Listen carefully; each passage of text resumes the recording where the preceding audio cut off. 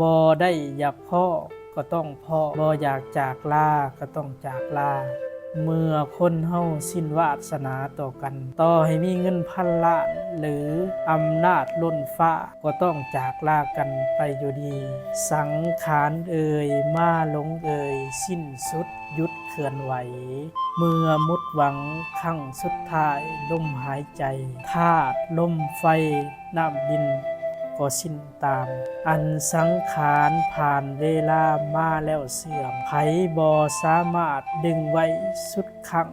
ยังให้สาวไสยกรรมเฮ็ดไปได้สัวคราวบ่ยืนยาวเฮ็ดได้บ่เที่ยงทนหาซื้อบ่ได้คือความดีหนีกันบ่ได้คือความตายใส่แทนกันบ่ได้คือเวรกรรมอยู่กับเฮาไปตลอดคนเคยกอดหักสำใดก็จางหายมีมือหนึ่งก็ต้องพัดภาคจากกันไป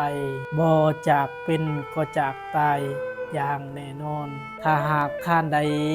เห็นคลิปวิดีโอดังกล่าวนี้ในงาน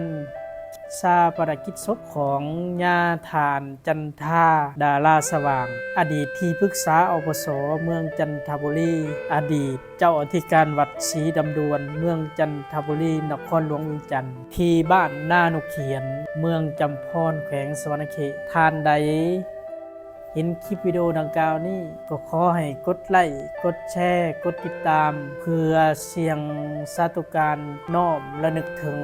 จิตวิญญาณของญาติเพื่อไปสู่สุคติภพภูมิที่ดีขอเจริญพร